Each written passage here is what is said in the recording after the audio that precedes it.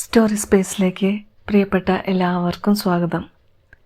ഇന്ന് നമുക്ക് O Henry എഴുതിയ ദി ലാസ്റ്റ് ലീഫ്, അവസാനത്തെ ഇല എന്ന സുപ്രസിദ്ധമായ കഥ കേൾക്കാം. വാഷിങ്ടൺ സ്ക്വയറിന് പടിഞ്ഞാറുള്ള ആ ചെറിയ ജില്ലയിലെ തെരുവുകൾ ഭ്രാന്തമായി ഓടുകയാണ്. പ്ലേസസ് എന്ന് വിളിക്കപ്പെടുന്ന ചെറിയ ചെറിയ ഭാഗങ്ങളായി അവയെ വേർതിരിച്ചിരിക്കുന്നു.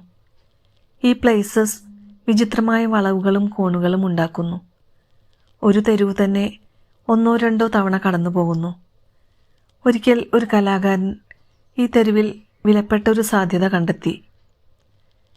പെയിൻറ്, പേപ്പർ, ക്യാൻവാസ് എന്നിവയുടെ ബില്ലുമായി ഒരു കളക്ടർ ഈ വഴിയിലൂടെ സഞ്ചരിക്കുമ്പോൾ അക്കൗണ്ടിൽ ഒരു സെൻറ്റ് പോലും നൽകാതെ പെട്ടെന്ന് മടങ്ങി വന്നേക്കാം.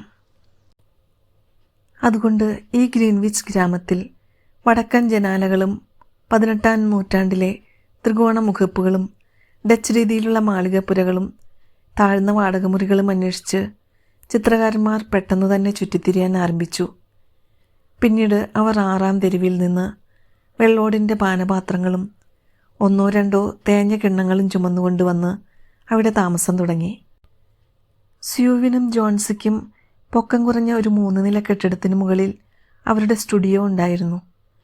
ഒരുവൾ മൈനിൽ നിന്നും മറ്റവൾ കാലിഫോർണിയയിൽ നിന്നുമായിരുന്നു. 8-ാം തെരുവിലെ ഡെൽമോണിക്കോസ് ഹോട്ടലിലെ മേശയിൽ വെച്ച് കണ്ടുമുട്ടിയ അവർ കലയിലും ചിക്കറി സാലഡിലും ജന്മനാൽ അവർക്കുണ്ടായിരുന്ന താല്പര്യം തിരിച്ചറിഞ്ഞു. അങ്ങനെയാണ് ഒന്നിച്ചൊരു സ്റ്റുഡിയോ അവർ തുടങ്ങിയത്. അത് മെയ് മാസത്തിലായിരുന്നു. നവംബറിൽ ന്യൂമോണിയ എന്ന് ഡോക്ടർമാർ വിളിക്കുന്ന ഒരു തണുത്ത അദൃശ്യനായ അപരിചിതൻ കോളനിയിൽ ചുറ്റിക്കറങ്ങി അവൻ്റെ തണുത്ത വിരലുകൾ കൊണ്ട് അവിടെയും ഇവിടെയും സ്പർശിച്ചു. കിഴക്ക് ഭാഗത്ത് ഈ വിനാശകൻ ധൈര്യമായി ചുറ്റിത്തിരിഞ്ഞു. പക്ഷേ ഇടുങ്ങിയ പായൽ പിടിച്ച ഗ്രാമങ്ങളിലൂടെ അവൻ്റെ നടത്തം സാവധാനത്തിലായിരുന്നു. മിസ്റ്റർ ന്യൂമോണിയ നിങ്ങൾ മാന്യനായ കിഴവൻ എന്ന് വിളിക്കുന്ന കൂട്ടത്തിൽ ഉൾപ്പെടുന്നവനായിരുന്നില്ല. കാലിഫോർണിയയിലെ ഇളങ്കാറ്റിൽ കുതിർന്ന ഒരു മെലിഞ്ഞ പെൺകുട്ടിയെ ബലിഷ്ഠമായ കൈപ്പത്തികളുള്ള അവലക്ഷണം പിടിച്ച കിഴവന് ഒരു ബുദ്ധിമുട്ടും കൂടാതെ കീഴ്പ്പെടുത്താൻ കഴിഞ്ഞു. ജോൺസിയെ അയാൾ അടിച്ചു. അവൾ വീണു. അവൾ ചെറിയ ഡച്ച് ജനാലയിലൂടെ അടുത്ത വീടിൻ്റെ ഒഴിഞ്ഞ പറമ്പിലേക്ക് നോക്കിക്കൊണ്ട് അവളുടെ ചായം പൂശിയ ഇരുമ്പുകട്ടിലിൽ ചലനശേഷി പോലും ഏറെക്കുറെ നഷ്ടപ്പെട്ട് കിടപ്പിലായി. ഒരു ദിവസം രാവിലെ വളരെ തിരക്കുള്ള ഡോക്ടർ ഫ്ലാറ്റിൻ്റെ തളത്തിലേക്ക് മാറി നിന്ന് തെർമോമീറ്റർ കുടയുന്നതിനിടയിൽ കട്ടിയുള്ള നരച്ച പുരികം ചലിപ്പിച്ചുകൊണ്ട് സ്യൂവിനെ അയാളുടെ അടുത്ത് ചെല്ലാൻ ക്ഷണിച്ചു. അവൾക്ക് 10-1 അവസരമുണ്ടെന്ന് നമുക്ക് പറയാൻ പറ്റും, അയാൾ തെർമോമീറ്ററിലെ മെർക്കുറി കുടഞ്ഞു താഴ്ത്തിക്കൊണ്ട് പറഞ്ഞു. അത് അവൾ ജീവിക്കാൻ ആഗ്രഹിക്കുന്നുണ്ടെങ്കിൽ മാത്രമാണ്. ഈ രീതിയിൽ ആളുകൾ ശ്മശാനത്തിൻ്റെ വശത്ത് നിരന്നു നിൽക്കാൻ തുടങ്ങിയാൽ ചികിത്സയുടെ മൊത്തം പദ്ധതികളും ബാലിശമാണെന്ന് തോന്നും. നിങ്ങളുടെ കൂട്ടുകാരി അവളുടെ അസുഖം ഭേദമാകില്ലെന്ന് മനസ്സിൽ ഉറപ്പിച്ചു കഴിഞ്ഞു. അവളുടെ മനസ്സിൽ എന്തെങ്കിലുമുണ്ടോ? അവൾക്ക് എന്നെങ്കിലും ഒരു ദിവസം നാപ്പിൾസിലെ ഉൾക്കടലിൻ്റെ ചിത്രം പെയിൻറ് ചെയ്യണമെന്നുണ്ട്, സ്യൂ പറഞ്ഞു. ചിത്രം വരയ്ക്കണമെന്നോ? കൊള്ളാം.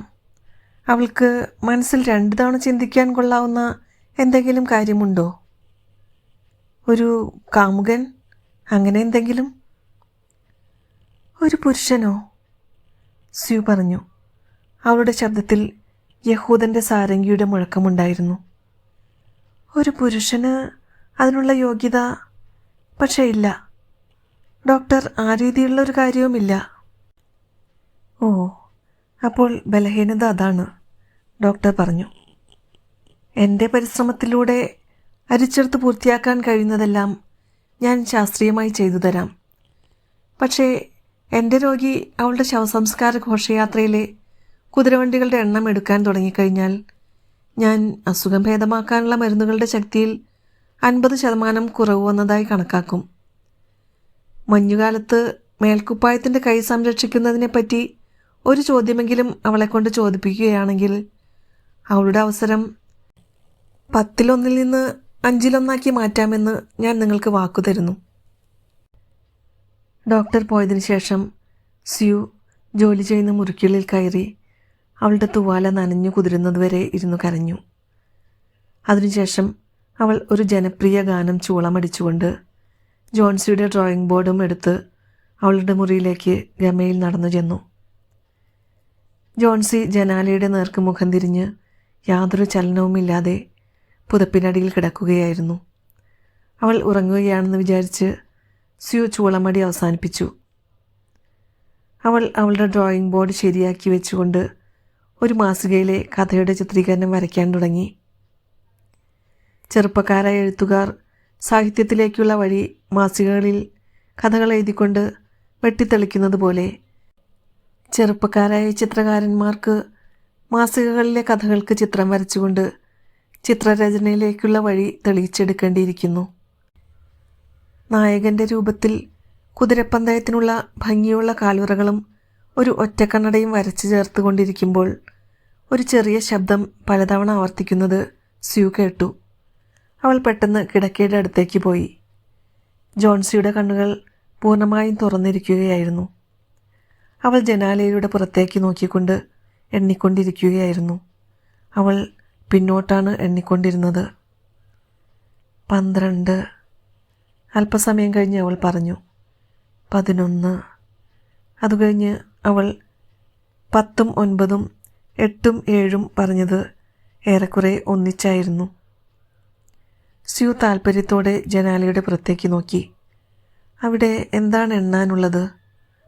അവിടെ ഒരു കട്ടകെട്ടിയ വീടിൻ്റെ പിൻവശവും മ്ലാനമായ ഒരൊഴിഞ്ഞ മുറ്റവും മാത്രമാണ് കാണാനുണ്ടായിരുന്നത്.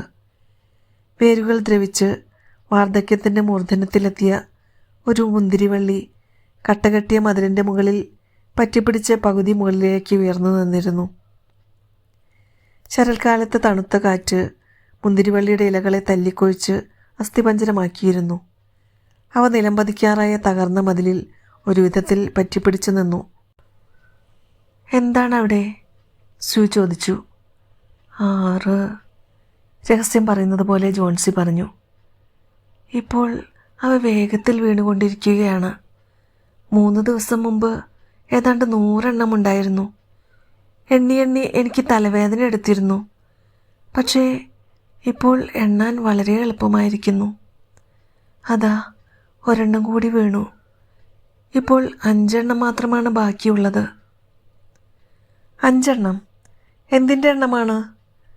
നിന്റെ സ്തുതിയോട് പറയൂ. മുന്തിരിവള്ളിയിലെ ഇലകൾ. അവസാനത്തെ ഇല വീഴുമ്പോൾ എനിക്ക് തീർച്ചയായും പോകേണ്ടി വരും. ഞാനിത് മനസ്സിലാക്കിയിട്ട് 3 ദിവസങ്ങൾ കഴിഞ്ഞു. ഡോക്ടർ നിന്നോട് പറഞ്ഞില്ലേ? ഇല്ല, ഇത്തരമൊരു വിഡ്ഢിത്തം ഞാൻ ഒരിക്കലും കേട്ടിട്ടില്ല. ഗംഭീരമായി പുച്ഛത്തോടെ സ്യൂ കുറ്റപ്പെടുത്തി. പഴുത്ത മുന്തിരിയിലകൾക്ക് നിന്റെ അസുഖം ഭേദമാകുന്നതിൽ എന്താണ് ചെയ്യാനുള്ളത്? താന്തോന്നിയായ ജോൺസി ആ മുന്തിരിവള്ളിയെ അങ്ങേയറ്റം പ്രണയിച്ചിരുന്നു. കുട്ടികളെപ്പോലെ ആകരുത്. എന്താണ് പറയുന്നത്? ഇന്ന് രാവിലെ നിന്റെ അസുഖം ഭേദമാകാറായെന്നാണ് ഡോക്ടർ എന്നോട് പറഞ്ഞത്. അയാൾ കൃത്യമായി പറഞ്ഞത് എന്താണെന്ന് നമുക്ക് നോക്കാം. അയാൾ പറഞ്ഞത് അവസരങ്ങൾ 10-1 അതിലെന്ത്? നമ്മൾ ന്യൂയോർക്കിലെ ഒരു പുതിയ കെട്ടിടം കുറുകെ കടക്കുമ്പോഴും ഒരു ടാക്സിക്കാരിൽ സഞ്ചരിക്കുമ്പോഴും അവസരങ്ങളുടെ തോത് ഇതുതന്നെയാണ്. ഇപ്പോൾ അല്പം സൂപ്പ് കുടിക്കൂ. സൂതി അവളുടെ പടംവരയിലേക്ക് തിരിച്ചു പോകട്ടെ.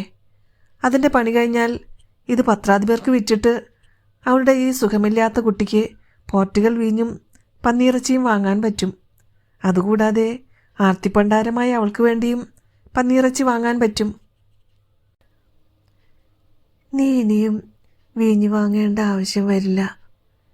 ജനാലയുടെ പുറത്ത് കണ്ണുനട്ടുകൊണ്ട് ജോൺസി പറഞ്ഞു. മറ്റൊന്നുകൂടി വീണു. വേണ്ട, എനിക്ക് സൂപ്പ് വേണമെന്നില്ല. 4 എണ്ണം മാത്രമാണ് ബാക്കിയുള്ളത്. ഇരുട്ടുന്നതിന് മുമ്പ് അവസാനത്തെ ഇല വീഴുന്നത് എനിക്ക് കാണണം. അതിനുശേഷം ഞാൻ പോകും. ജോൺസി കുട്ടി, അവളുടെ മുകളിലേക്ക് കുനിഞ്ഞുകൊണ്ട് സ്യൂ പറഞ്ഞു. ഞാനിത് വരച്ചു തീരുന്നതുവരെ ജനാലയിലൂടെ പുറത്തേക്ക് നോക്കാതെ കണ്ണടച്ച് കിടക്കാമെന്ന് നീ എനിക്ക് വാക്ക് തരുമോ? എനിക്ക് ഈ ചിത്രങ്ങൾ നാളെ തന്നെ വരച്ചു കൊടുക്കേണ്ടതാണ്. എനിക്ക് വെളിച്ചം വേണം, അല്ലെങ്കിൽ പ്രതിബിംബം കൂടുതൽ താണുപോകും. നിനക്ക് മറ്റേ മുറിയിൽ പോയിരുന്ന് വരച്ചുകൂടെ? ജോൺസി നിർവികാരയായി ചോദിച്ചു. ഞാൻ നിന്റെ കൂടെ ഇവിടെ ഉണ്ടാകുന്നതാണ് കൂടുതൽ നല്ലത്, സ്യൂ പറഞ്ഞു. അതുമാത്രമല്ല, നീ കഥയില്ലാത്ത ആ ഇലകളും നോക്കി കിടക്കണമെന്ന് എനിക്ക് ആഗ്രഹമില്ല. നീ വരച്ചു കഴിഞ്ഞാൽ ഉടൻ തന്നെ എന്നോട് പറയണം. വീണുപോയ ഒരു വെളുത്ത പ്രതിമ പോലെ കണ്ണടച്ച് കിടന്നുകൊണ്ട് ജോൺസി പറഞ്ഞു. കാരണം ആ അവസാനത്തെ ഇല വീഴുന്നത് എനിക്ക് കാണണം. കാത്തിരുന്നും ആലോചിച്ചും ഞാൻ ക്ഷീണിച്ചിരിക്കുന്നു. ഞാൻ തളർന്നുപോയ ആ പാവമിലയെപ്പോലെ എല്ലാ കാര്യങ്ങളിൽ നിന്നും അടർന്നു മാറി താഴോട്ട് താഴോട്ട് ഒഴുകി വീഴാൻ ആഗ്രഹിക്കുന്നു. ഉറങ്ങാൻ നോക്ക്, സ്യൂ പറഞ്ഞു. ബർമാനോട് ഖനിജോലിക്കാരനായ കിഴവൻ സന്യാസിയുടെ മോഡലാകാൻ പറ്റുമോ എന്നെനിക്ക് ചോദിക്കണം. 1 മിനിറ്റിനുള്ളിൽ ഞാൻ തിരിച്ചു വരും. ഞാൻ വരുന്നതിന് മുമ്പ് എഴുന്നേറ്റ് പോകരുത്. കിഴവൻ ബർമാൻ അവരുടെ ഏറ്റവും താഴത്തെ നിലയിൽ താമസിക്കുന്ന ഒരു ചിത്രകാരനായിരുന്നു. അയാൾക്ക് 60 കഴിഞ്ഞിരുന്നു. അയാൾക്ക് മുഖത്തു നിന്നും വിരൂപമായ ശരീരത്തിന് മുകളിലൂടെ ചുരുണ്ടുകിടക്കുന്ന മൈക്കലാഞ്ചലോയുടെ മുഖത്തെ മോശയുടെ താടി പോലുള്ള താടി ഉണ്ടായിരുന്നു. ബർമാൻ ചിത്രരചനയിൽ ഒരു പരാജയമായിരുന്നു. അയാൾ 40 വർഷം ബ്രഷ് കൈകാര്യം ചെയ്തു.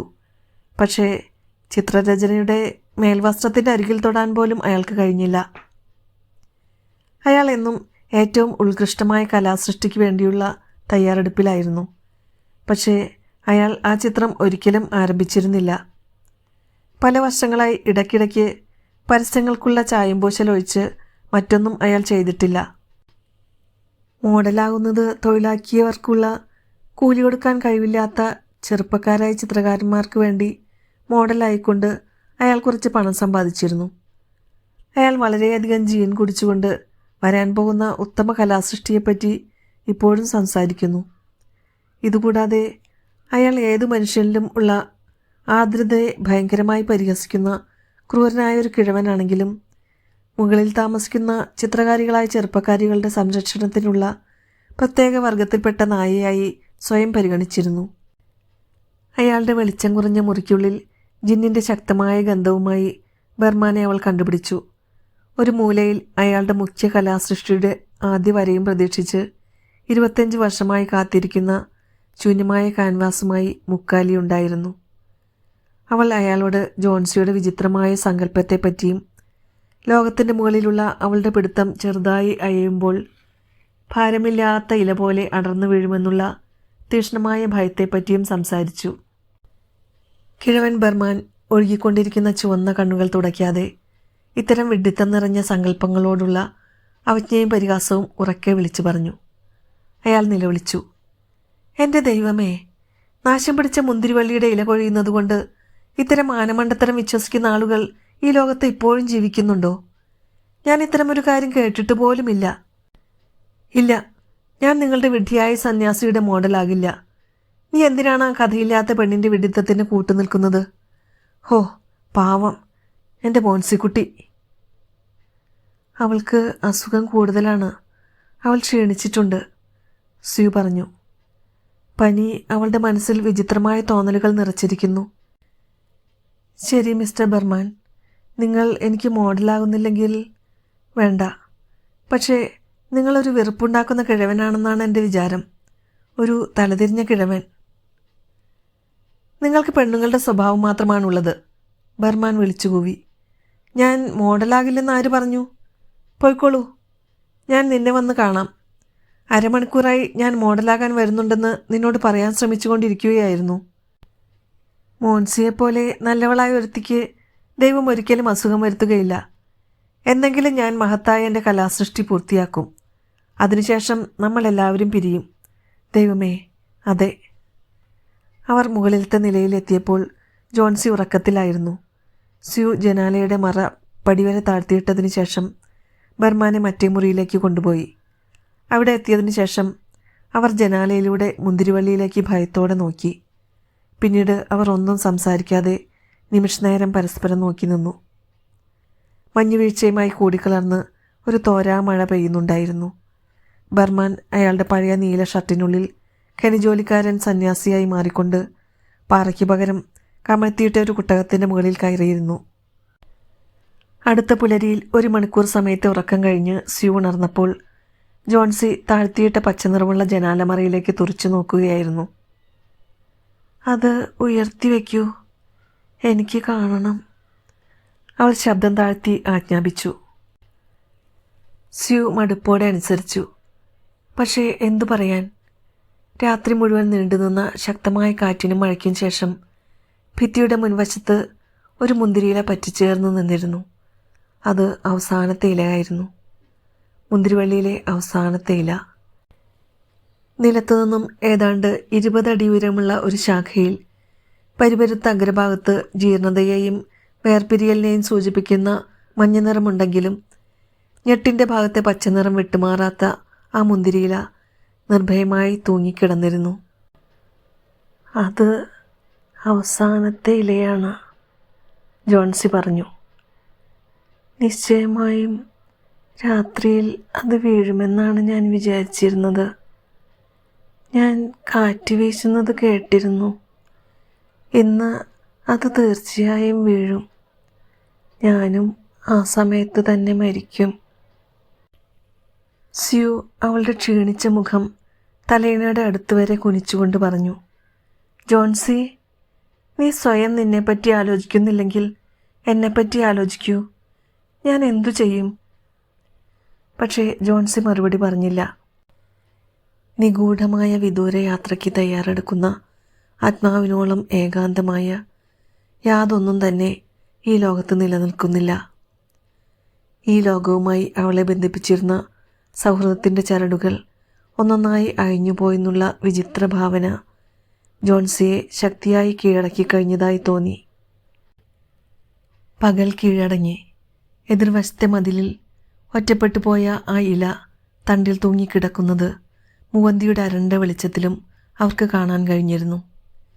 പിന്നീട് രാത്രിയുടെ വരവോടെ വടക്കൻ കാറ്റ് വീണ്ടും ആഞ്ഞുവീശി. മഴത്തുള്ളികൾ ഉയരം കുറഞ്ഞ ഡച്ച് മേൽക്കൂരകളുടെ ഇറമ്പിലൂടെ ചിലച്ചുകൊണ്ട് താഴോട്ടൊഴുകി വീണു. വീണ്ടും ആവശ്യത്തിനുള്ള വെളിച്ചം വന്നപ്പോൾ അനുകമ്പയില്ലാത്ത ജോൺസി മറ ഉയർത്തണമെന്ന് ആജ്ഞാപിച്ചു. ആ മുന്തിരിയില അവിടെ തന്നെ ഉണ്ടായിരുന്നു. ജോൺസി വളരെ നേരം അതിനെ നോക്കിക്കൊണ്ട് കിടന്നു. പിന്നീട് അവളുടെ കോഴിസൂപ്പ് ഗ്യാസ് സ്റ്റൗവിന് മുകളിൽ വെച്ച് ഇളക്കിക്കൊണ്ട് നിന്നിരുന്ന സ്യൂവിനെ വിളിച്ചു. സ്യൂതി, ഞാനൊരു ചീത്ത പെണ്ണായിരുന്നു, ജോൺസി പറഞ്ഞു. ഞാൻ എത്രമാത്രം മോശക്കാരിയായിരുന്നെന്ന് എനിക്ക് കാണിച്ചു തരാൻ വേണ്ടി ഏതോ ഒരു കാര്യം ആ ഇലയെ അവിടെ സംരക്ഷിച്ചു നിർത്തിയിരിക്കുകയാണ്. മരിക്കാൻ ആഗ്രഹിക്കുന്നത് പാപമാണ്. നീ ഇപ്പോൾ എനിക്കല്പം സൂപ്പും വീഞ്ഞൊഴിച്ച പാലും കൊണ്ട് തരണം. അല്ലെങ്കിൽ വേണ്ട, ആദ്യം എനിക്കൊരു കണ്ണാടി കൊണ്ടുവന്നാൽ മതി. അതുകഴിഞ്ഞ് എൻ്റെ ചുറ്റും തലയണ അടുക്കണം. ഞാൻ നീ പാചകം ചെയ്യുന്നത് നോക്കിക്കൊണ്ട് എഴുന്നേറ്റിരിക്കും. 1 മണിക്കൂർ കഴിഞ്ഞ് അവൾ പറഞ്ഞു. സ്യൂതി, ഒരു ദിവസം ഞാൻ നേപ്പിൾസിലെ ഉൾക്കടലിൻ്റെ ചിത്രം വരയ്ക്കും. ഉച്ചതിരിഞ്ഞ് ഡോക്ടർ വന്നു. അയാൾ തിരിച്ചു പോകുമ്പോൾ സ്യൂ അയാളുടെ കൂടെ തളം വരെ പോകാനുള്ള അനുവാദം ചോദിച്ചു. അവസരങ്ങൾ തുല്യമാണ്, സ്യൂവിൻ്റെ മെലിഞ്ഞ കൈപിടിച്ച് കുലുക്കിക്കൊണ്ട് ഡോക്ടർ പറഞ്ഞു. നല്ല ശുശ്രൂഷ കൊണ്ട് നിങ്ങൾ വിജയിക്കും. എനിക്കിപ്പോൾ താഴത്തെ നിലയിൽ മറ്റൊരു രോഗിയെ പരിശോധിക്കാനുണ്ട്. അയാളുടെ പേര് ബർമാൻ എന്നാണ് പറഞ്ഞത്. ഏതോ ഒരു ചിത്രകാരനാണ്. അതും ന്യൂമോണിയ ആണെന്നാണ് എൻ്റെ വിശ്വാസം. അയാൾ ആരോഗ്യമില്ലാത്തൊരു കിഴവനാണ്. അതുകൊണ്ട് അസുഖം അല്പം കൂടിയിരിക്കുകയാണ്. അയാളെ സംബന്ധിച്ച് പ്രതീക്ഷിക്കാൻ വകയില്ല. പക്ഷേ കൂടുതൽ ആശ്വാസം കിട്ടാൻ വേണ്ടി ആശുപത്രിയിലേക്ക് മാറ്റുകയാണ്. അടുത്ത ദിവസം ഡോക്ടർ സ്യൂവിനോട് പറഞ്ഞു. അവൾക്ക് അപകടമൊന്നുമില്ല. നിങ്ങൾ വിജയിച്ചു. ഇപ്പോൾ നല്ല ഭക്ഷണവും ശ്രദ്ധയും, അതുമാത്രം മതി. അന്ന് ഉച്ചതിരിഞ്ഞ് ജോൺസി കിടക്കുന്ന കിടക്കയുടെ അടുത്തേക്ക് സ്യൂ വന്നിരുന്നു. ആത്മസംതൃപ്തിയോടെ യാതൊരു ഉപയോഗവുമില്ലാത്ത കടും നീലനിറത്തിലുള്ള ഒരു കമ്പിളിത്തുണി മടഞ്ഞുകൊണ്ട് കിടന്നിരുന്ന ജോൺസിയെ അവൾ ഒരു കൈകൊണ്ട് തലയിണയും പുതപ്പും എല്ലാം ചേർത്ത് ചുറ്റിപ്പിടിച്ചു. വെള്ളലിയോട് എനിക്കൊരു കാര്യം പറയാനുണ്ട്, അവൾ പറഞ്ഞു. ബർമാൻ ഇന്ന് ആശുപത്രിയിൽ വെച്ച് മരിച്ചുപോയി. ന്യൂമോണിയയായിരുന്നു. അയാൾ 2 ദിവസം മാത്രമേ സുഖമില്ലാതെ കിടന്നുള്ളൂ. ആദ്യത്തെ ദിവസം രാവിലെ താഴെയുള്ള അയാളുടെ മുറിക്കുള്ളിൽ ബർമാൻ വേദന കൊണ്ട് പൊളയുന്നത് കാവൽക്കാരൻ കണ്ടു. അയാളുടെ ഷൂസും വേഷവും നനഞ്ഞു കുതിർന്ന് മഞ്ഞുപോലെ തണുത്തിരുന്നു. അന്നത്തെ പോലെ ഭയാനകമായ രാത്രിയിൽ അയാൾ എവിടെയാണ് പോയതെന്ന് അവർക്ക് സങ്കല്പിക്കാൻ കഴിഞ്ഞിരുന്നില്ല. പിന്നീട് അവർ കത്തിച്ചു വെച്ച ഒരു റാന്തലും ഇരുന്ന സ്ഥലത്തു നിന്ന് വലിച്ചു നീക്കിക്കൊണ്ടുപോയ ഒരു ഏണിയും ചിതറി വീണ് കിടക്കുന്ന കുറച്ച് ബ്രഷുകളും പച്ചയും മഞ്ഞയും നിറങ്ങൾ ചാലിച്ച ഒരു ചായപ്പലകയും കണ്ടെത്തി. ജോൺസി, ഭിത്തിയിലെ അവസാനത്തെ മുന്തിരിയിലയിലേക്ക് നോക്കൂ. കാറ്റടിക്കുമ്പോൾ അത് ഇളകാത്തത് കണ്ട് നിനക്ക് അത്ഭുതം തോന്നുന്നില്ലേ? പ്രിയപ്പെട്ടവളെ, ഇതാണ് ബർമാൻ്റെ മഹത്തായ കലാസൃഷ്ടി. അവസാനത്തെ ഇല വീണ രാത്രിയിൽ അതവിടെ വരച്ചു വച്ചത് അയാളായിരുന്നു. ഓ ഹെൻറിയുടെ ദി ലാസ്റ്റ് ലീഫ്, അവസാനത്തെ ഇല, ഇവിടെ അവസാനിക്കുകയാണ്.